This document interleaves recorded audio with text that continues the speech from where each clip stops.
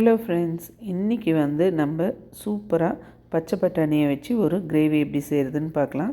இது பச்சை பட்டாணிக்கு கரெக்டான சீசன். ஒரு 5 பல் பூண்டு, கொஞ்சம் இஞ்சி, பச்சை மிளகா நைஸ் பேஸ்ட்டாக அரைச்சி எடுத்துக்கோங்க. 2 பெரிய வெங்காயம், அதையும் நைஸாக பேஸ்ட்டாக பண்ணி எடுத்துக்கோங்க.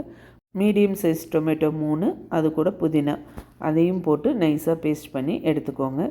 மசாலா பேஸ்ட் ரெடி பண்ணிடலாம். 2 டீஸ்பூன் தனியா பவுடர், 1 டீஸ்பூன் கரம் மசாலா, ஒரு பெரிய டீஸ்பூன் அளவுக்கு காரத்துக்கு ரெட் சில்லி பவுடர், 1 டீஸ்பூன் மஞ்சத்தூள். இது எல்லாத்தையும் கொஞ்சமாக தண்ணி விட்டு நல்லா கலந்து வச்சுக்கோங்க, கட்டி இல்லாமல். இது கூட கஸ்தூரி மேத்தி 1 டீஸ்பூன். இது எல்லாத்தையும் நல்லா கலந்து ரெடியாக வச்சுக்கோங்க. அவ்வளோதான். இந்த மிக்சியில் போடுறது இதை ரெடியாக வச்சிட்டிங்கன்னா குயிக்காக குக்கரில் நம்ம இந்த கிரேவியை பண்ணிடலாம். ஒரு 2 டேபிள் ஸ்பூன் அளவுக்கு எண்ணெய் ஊற்றிக்கோங்க. எண்ணெய் நல்லா சூடாகணும். இந்த கிரேவி சப்பாத்தி, பூரி எல்லாத்துக்கும் சூப்பராக இருக்குங்க. ஒரு தடவை சீசன் முடியறதுக்குள்ளே கண்டிப்பாக ட்ரை பண்ணி பாருங்கள். இப்போ சீரகம் 1 டீஸ்பூன், பட்டை, ஏலக்காய், கிராம்பு, ஸ்டார் எல்லாமே எடுத்து வச்சுருக்கேன்.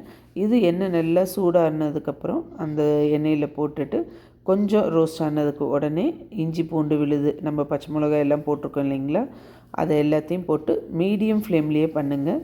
கொஞ்சம் அது பச்சை வாசனை போன அப்புறம் நம்ம கலந்து வச்சுருக்கிற மசாலா பவுடர் அதையும் போட்டு நல்லா கொஞ்சம் தண்ணியை ஊற்றிடுங்க. அந்த பவுடருக்கு எல்லாத்தையும் ஊற்றிட்டு நல்லா கலந்து விடுங்க.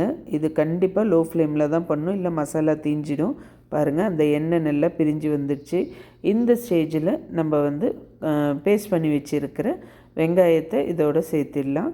இது ஒன்று ஒன்றா பொறுமையாக செஞ்சால் தான் டேஸ்ட்டு நல்லாயிருக்கும். ஸோ வெங்காயத்தை போட்டுட்டு நல்லா கலந்து விடுங்க. அந்த மசாலாவோட மிக்ஸ் ஆகணும். இது குக்கர்லேயே செய்கிறதுனால ரொம்ப குயிக்காக செஞ்சிடலாம். இந்த பேஸ்டெல்லாம் பண்ணுறதுக்கு தான் கொஞ்சம் டைம் எடுக்கும். ஒரு மிக்ஸி ஜாரில் 4 பல் தேங்காய் சேர்த்திக்கோங்க. இப்போ இந்த வெங்காயம் நல்லா வதங்கிடுச்சு. இதுக்கப்புறம் நம்ம அந்த டொமேட்டோ, புதினா அந்த இதை சேர்த்திடணும். கொஞ்சம் லைட்டாக தண்ணி ஊற்றி சேர்த்திடுங்க. ஒன்று ஒன்றா நல்லா பச்சை வாசனை போகிற வரைக்கும் நீங்கள் வதக்கி விடுங்க. இப்போ இதையும் நல்லா கலந்து விட்டுடலாம். இந்த ஒரு பொருளாக சேர்த்துறப்ப சூப்பரான வாசனை வந்துட்டுருக்குங்க. இப்போ மிக்சியில் தேங்காய் சேர்த்திருந்தோம் இல்லைங்களா, அது கூட நம்ம சோம்பு 1 டீஸ்பூன், முந்திரி ஒரு 4-5 சேர்த்திக்கோங்க. நல்ல ஃபைன் பேஸ்ட்டாக அரைச்சி அதையும் நீங்கள் தனியாக எடுத்து வச்சுக்கோங்க. இப்போ இந்த டொமேட்டோ, புதினா போட்டது எல்லாமே நல்லா ஒன்று போல் சேர்ந்து வந்துடுச்சு.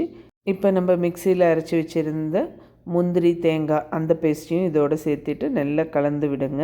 எல்லாமே சேர்த்துனதுக்கப்புறம் நல்லா கலந்து விடுங்க. இந்த மசாலா நல்லா கொதித்து பச்சை வாசனையெல்லாம் போகணும். கொஞ்சம் மூடி ஒரு 5 நிமிஷம் கொதிக்க வைங்க. இப்போ மசாலாவுக்கு தேவையான உப்பு சேர்த்திடலாம். உப்பையும் சேர்த்து நல்லா கலந்து விடுங்க. ஒன்று போல் கொதித்து பாருங்கள், அந்த எண்ணெய் கொஞ்சம் பிரிஞ்சு வந்திருக்கு. இந்த ஸ்டேஜில் நம்ம நல்லா கலந்து விட்டுட்டு ஃப்ரெஷ்ஷான பச்சை பட்டாணியை இதோடு சேர்த்துடுங்க. காரம், உப்பு அவங்கவுங்க வீட்டுக்கு தகுந்த மாதிரி பார்த்து நீங்கள் ஆட் பண்ணிக்கோங்க. நம்ம பச்சை மிளகாவும் போட்டிருக்கோம், அதனால் ரெட் சில்லி பார்த்து ஆட் பண்ணிக்கோங்க. இப்போ பச்சை பட்டாணி சேர்த்ததுக்கப்புறம் ஒரு 1.5 டம்ளர் அளவுக்கு தண்ணி சேர்த்தி நல்லா கலந்து விடுங்க. ஏன்னா நம்ம முந்திரி எல்லாமே போட்டிருக்கோம்.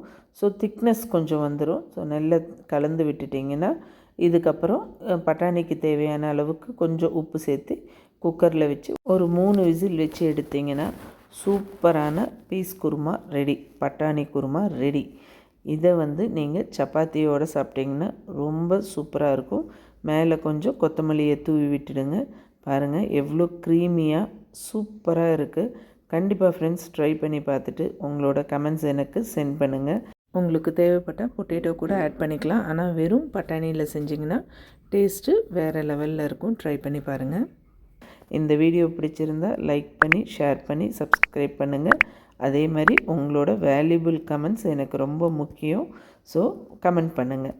இதே மாதிரி இன்ட்ரெஸ்டிங் வீடியோவோட அடுத்த வீடியோவில் பார்க்கலாம். Thank you friends.